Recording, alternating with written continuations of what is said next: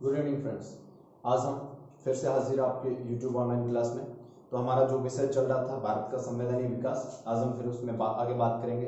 जो पिछले वाला वीडियो था उसमें हमने 1935 तक के अधिनियम की बात की थी, यानी 1919 का जो अधिनियम आया और सविनय अवज्ञा आंदोलन, राउंड टेबल जो कॉन्फ्रेंस थी, उनके बारे में आज हमारा जो टॉपिक है वो है 1935 का भारत सरकार अधिनियम। उसके बारे में हम बात करेंगे।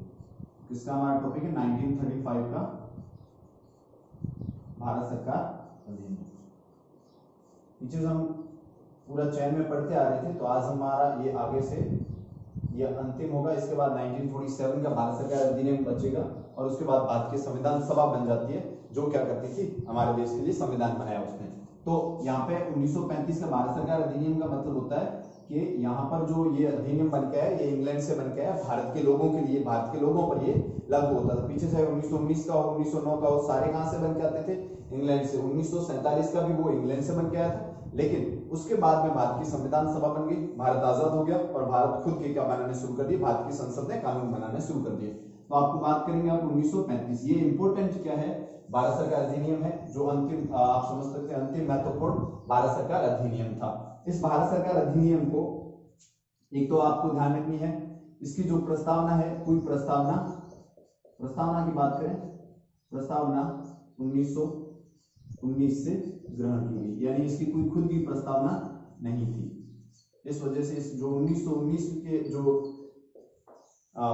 सुधार थे, उन्हीं की जो प्रस्तावना थी, उसी को क्या कर लिया गया, यहाँ पर यूज कर लिया गया। अब अगर बात करें 1935 का जो अधिनियम आया, और ये जो भारत सरकार अधिनियम आया, लागू कब होता है? तो लागू होता है, ये लागू होने की तारीख आपको याद रखनी है। 1935 में आता है, लेकिन लागू होता है 1 अप्रैल 1937 को। ये क्या होता है? लागू होता है। ये बात ध्यान रखनी है। श्वेत पत्र जारी हुआ था, उसी श्वेत पत्र के ऊपर किसका निर्माण हुआ था? इसका 1935 के भारत सरकार अधिनियम का, और 1 अप्रैल 1937 को ये क्या होता है? लागू होता है। नॉर्मली जितने भी भारत सरकार अधिनियम आए उसके कुछ समय बाद, जैसे मैंने 1919 का बताया था, 1921 में लागू हुआ, 1935 वाला आपके कब लागू होता है? 1937 में। अब इसकी कुछ विशेषताओं की बात कर लेते हैं। जैसा कि मैंने 1919 में की थी, वैसे अगर हम विशेषताओं की बात करें तो पृथक निर्वाचन प्रणाली जो सबसे महत्वपूर्ण विशेषता शुरू हुई थी 1909 से, 1919 में जारी रही और 1935 में भी यही जारी थी। तो 1935 में पृथक निर्वाचन प्रणाली को क्या किया गया? बढ़ाया गया। पृथक निर्वाचन प्रणाली का विस्तार। तो अंग्रेज जो थे वो धीरे धीरे इस विस्तार को कम करने के बजाय क्या कर रहे थे? उल्टा इसका बढ़ाए जा रहे थे। अब क्या किया गया? अब दलितों व पिछड़े जो लोग थे, पिछड़े वर्ग को क्या प्रदान किया गया? पिछड़े वर्ग को पृथक निर्वाचन प्रदान किया गया। तो ये बात आपको ध्यान रखनी है। इस 1935 के अंदर अपन दोबारा से देखते हैं 1909 का, जो मैंने बताया पहली बार पृथक निर्वाचन आया, मुसलमानों को क्या दिया गया? पृथक निर्वाचन। 1919 में क्या किया? सिखों और भारतीय ईसाइयों को। अब इसमें बढ़ा करके किसको दे दिया गया? दलितों और पिछड़े वर्ग के जो लोग हैं उनको भी क्या कर दिया गया? दे दिया गया इस 1935 के अंदर अधिनियम। मैंने 1919 के अधिनियम में बात की थी।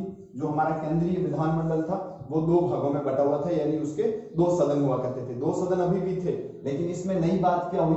1935 के अंदर प्रांतों से द्वैत शासन, पिछली बार हमने पढ़ा तब क्या था? प्रांतों में द्वैत शासन था, लेकिन 1935 में क्या कर दिया? केंद्र में द्वैत शासन लागू कर दिया। केंद्रीय स्तर पर द्वैत शासन की व्यवस्था कर दी। ये कौन से अधिनियम से हुआ? ये 1935 के अधिनियम, शासन की व्यवस्था की गई। यहाँ ध्यान रखना, लेजिस्लेटिव क्या था? बायलैटरली था, यानी 2 भागों में बटा हुआ था। संसद जो इनका विधानमंडल था वो 2 भागों में था। किसके अंदर? विधानसभा और राज्य परिषद के अंदर। लेकिन द्वैत शासन क्या किया गया? द्वैत शासन की व्यवस्था की गई। कहां पर? केंद्र के अंदर व्यवस्था की गई। और ये जो द्वैत शासन था, इसमें वैसे के वैसे मैंने कल भी आपको 2 विषय बताए थे। एक थे आरक्षित विषय और दूसरे कौन से विषय थे? दूसरे थे इसके अंदर आपके हस्तांतरित विषय। जो पहले ये जो था आपके प्रांतों में था, अब इसको 1935 में कहां पे कर दिया गया? इसको आपके केंद्र में लागू कर दिया गया। और जो आरक्षित विषय थे वो गवर्नर के पास हुआ करते थे, और हस्तांतरित विषय किसके पास हुआ करते थे? भारतीय मंत्रियों के पास में। ये अपन कल बात कर चुके हैं इसके बारे में। अब बात करें तीसरी इसकी अगर विशेषता की बात करें तो क्या किया? प्रांतों को क्या किया गया? अधिक स्वायत्तता दी गई, यानी अब प्रांत ज्यादा स्वायत्त हो गए, प्रांतों को अधिक स्वायत्तता की गई। स्वायत्तता का मतलब होता है उन्हें थोड़ा क्या किया गया, थोड़ा ज्यादा स्वतंत्र किया गया। तथा द्वैत शासन आपने देखा अभी के अंदर में आ गया, तो द्वैत शासन को क्या कर दिया गया, द्वैत शासन समाप्त हो गया प्रांतों से, तो द्वैत शासन की समाप्ति। ये दो चीजें इंपॉर्टेंट फैक्ट है, ये 1935 के अधिनियम में पूछी जाएगी कि केंद्रीय स्तर पर द्वैत शासन किस अधिनियम के तहत आया, तो 1935 के तहत। और इसके अलावा प्रांतों में क्या क्या अधिक स्वायत्तता कब दी गई या द्वैत शासन कब समाप्त किया गया, तो ध्यान रखना है द्वैत शासन समाप्त किया 1935 में। लागू पूछ ले प्रांतों में तो 1919 के अधिनियम में। इतने पिछले बार अपन 1919 में पढ़ा था कि प्रांत जो थे वो एक सदनीय थे। इस अधिनियम में क्या किया गया, प्रांतों में द्विसदनात्मक व्यवस्था की गई। प्रांतों में द्विसदनात्मक व्यवस्था की गई। अब वहां पे भी कितने सदन हो गए, 2 सदन व्यवस्था की गई। और वो दो सदन कौन से थे, तो आपको ध्यान रखना है, एक था आपका विधानसभा और दूसरा था विधान परिषद। विधानसभा और दूसरा क्या होगा, विधान, जो आज भी होते हैं। तो ये इस 1935 के अधिनियम में इसकी क्या की गई, व्यवस्था की गई और द्वैत शासन को क्या कर दिया गया, समाप्त कर दिया गया। यहाँ पे जो था वो था आपके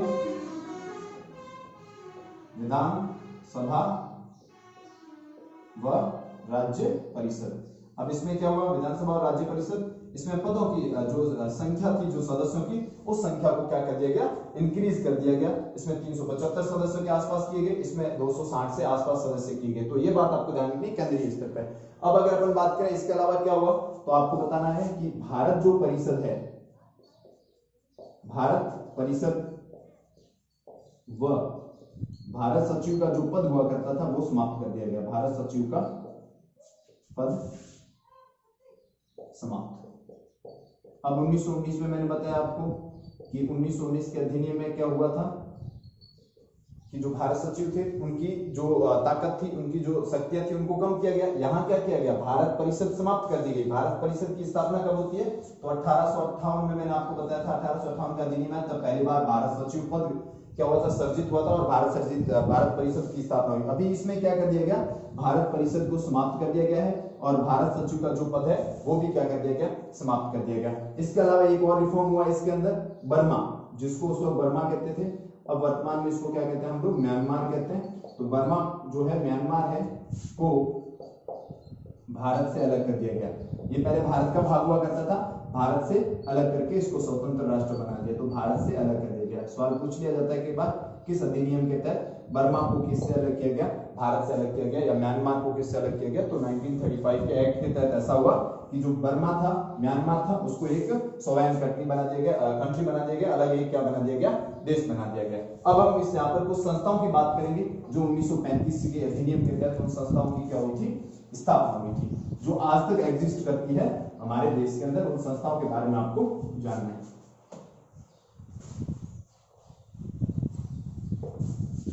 अब जो यहाँ संस्थाएं स्थापित की गई है उसमें सबसे पहली संस्था अपन बात करें वो थी आरबीआई। आरबीआई का फुल फॉर्म आपको पता है, रिजर्व बैंक ऑफ इंडिया, भारतीय रिजर्व बैंक कहते हैं हिंदी में इसको, तो reserve bank of India, RBI इसका शॉर्ट फॉर्म है।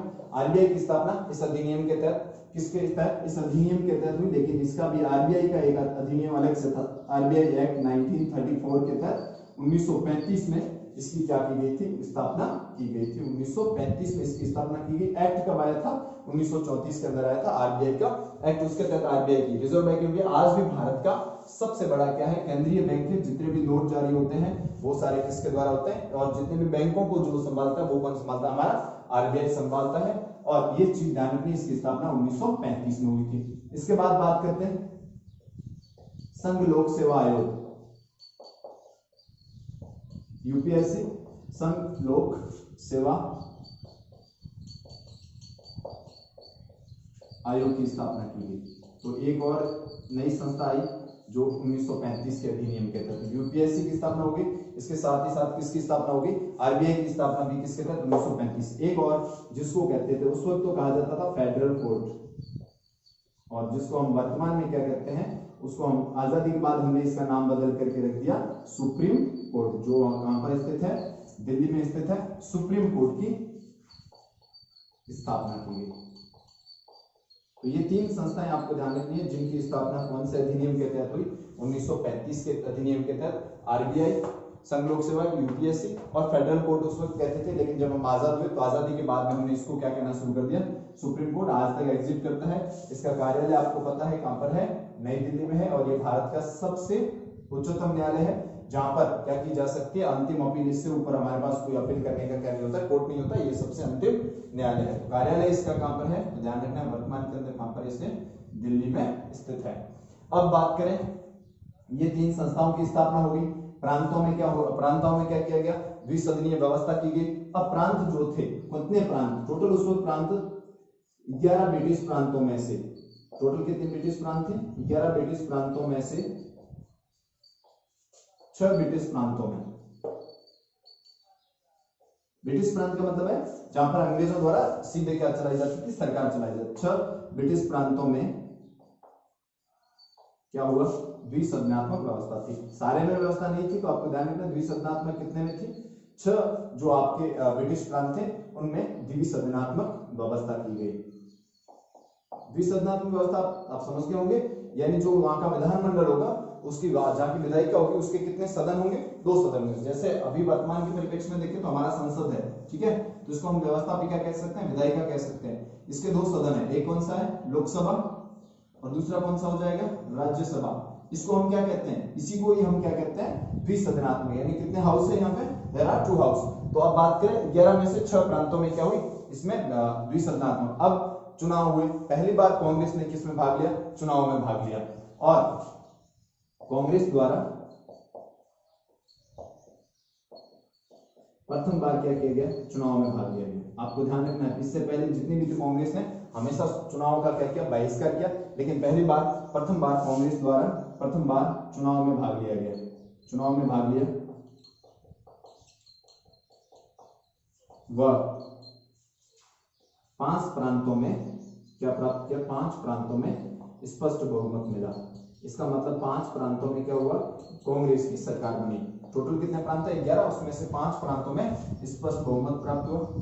इसके अलावा मुस्लिम लीग ने भी चुनाव लड़ा था, लेकिन मुस्लिम लीग को करारी हार मिली, और मुस्लिम लीग को लगा कि कांग्रेस उनके साथ क्या करेगी, कांग्रेस उन्हें गठबंधन करेगी और उन्हें अपने क्या करेगी, सरकार में शामिल करेगी। लेकिन कांग्रेस ने ऐसा नहीं किया, अपनी खुद की सरकार बना ली। और आपको ध्यान रखना है, इसी कारण को, कांग्रेस के इसी कारण को, यानी जो स्पष्ट बहुमत मिलने के बाद मुस्लिम लीग को साथ न लेकर के उन्होंने क्या किया, सरकार बना ली। इसी को ही भारत विभाजन का एक कारणों में से एक मुख्य कारण माना जाता है।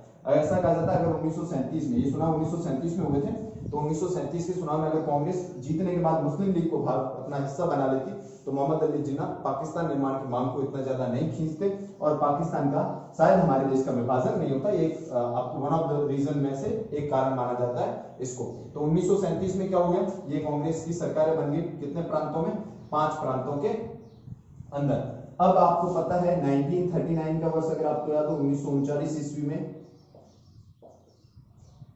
क्या शुरू हुआ था, द्वितीय विश्व युद्ध शुरू हो गया था, और जर्मनी ने क्या किया था, इस विश्व युद्ध की शुरुआत की थी। हिटलर ने द्वितीय विश्व युद्ध की शुरुआत हो गई। तो आप जानते हो द्वितीय विश्व युद्ध जो था वो मित्र राष्ट्रों और धुरी राष्ट्रों के बीच में हुआ करता था, यानी किन किन राष्ट्रों के बीच हुआ करता था, मित्र राष्ट्र वर्सेस धुरी राष्ट्र। ये मिलकर के क्या करते थे, फर्स्ट वर्ल्ड वॉर भी लड़ा इन्होंने और सेकंड वर्ल्ड वॉर भी लड़ा। सेकंड वर्ल्ड वॉर कब शुरू हुआ, ये 1939 से 1945। मित्र राष्ट्र में जो आते हैं आपके, ये इंग्लैंड के अलाइज जितने भी, इंग्लैंड हो गए, फ्रांस हो गए, ये सारे इसके, अमेरिका हो गए, ये मित्र राष्ट्रों में थे।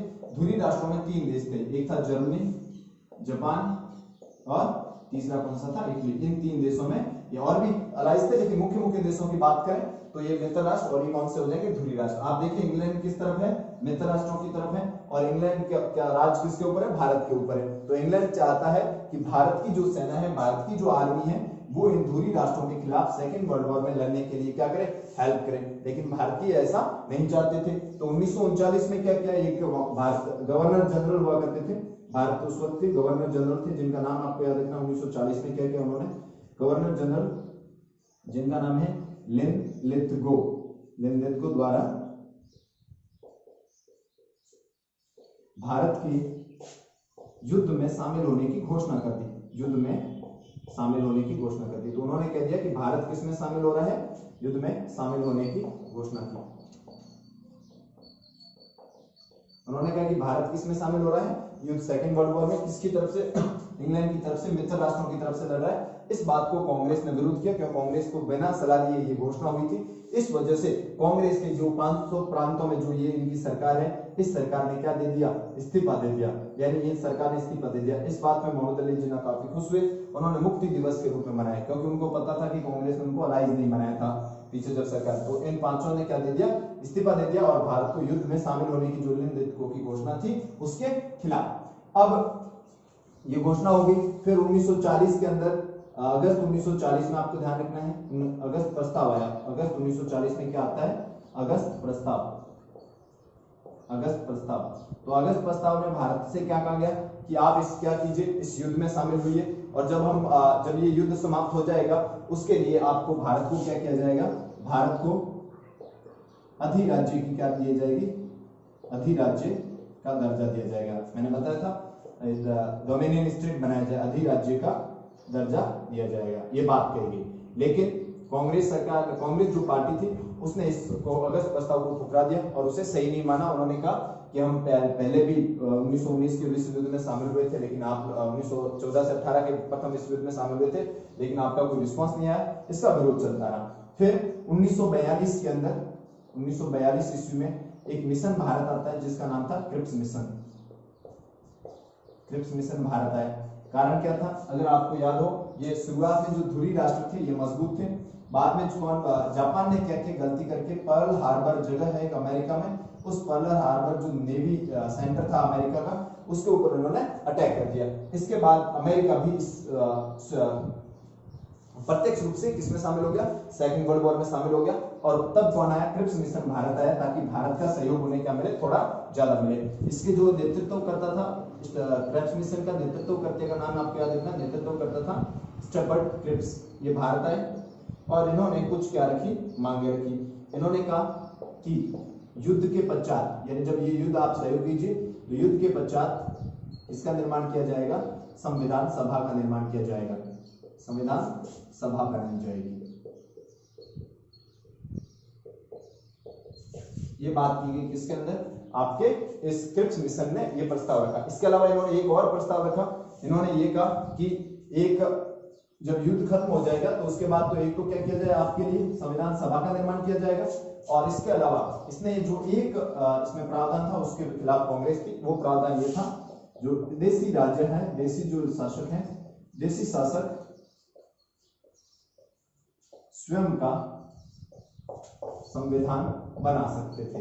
ये गलत प्रोविजन था, संविधान बना सकते थे। इसका मतलब तो यह कोई राज्य ऐसा नहीं है जो भारत के यूनियन, जो भारत का जब यूनियन बनेगा या अखिल भारतीय भारत बनेगा तब उसमें शामिल होगा, क्योंकि सब चाहेंगे कि उनके हिसाब का संविधान बने। इस कारण कांग्रेस ने इसको अस्वीकार कर दिया। गांधी और नेहरू ने सबने क्या कर दिया, इसको अस्वीकार कर दिया, और गांधी ने इसे क्या कर दिया, गांधी ने इसे उत्तर तिथीय चेक कर दिया, उत्तर तिथीय चेक की संज्ञा दी, यानी पोस्ट डेटेड चेक की संज्ञा दी। ये बात आपको ध्यान रखनी है कि इस दौरान ये कुछ हुआ। ये थे आपका क्रिप्स मिशन। क्रिप्स मिशन वापस चला गया, सफल नहीं हो पाया। उसके बाद वेवेल योजना आई, शिमला सम्मेलन हुआ, और उसके बाद में कैबिनेट मिशन भारत आता है। और कैबिनेट मिशन ही भारतीय संविधान सभा का क्या है, शुरुआत होती। वहीं से कैबिनेट मिशन को भारत के कांग्रेस ने और गांधी सब ने स्वीकार कर लिया, और उसके अनुसार हमारी संविधान सभा का गठन हुआ। तो कल हम पढ़ेंगे किसके बारे में, कैबिनेट मिशन की योजना के अनुसार संविधान सभा का कैसे निर्माण हुआ। धन्यवाद।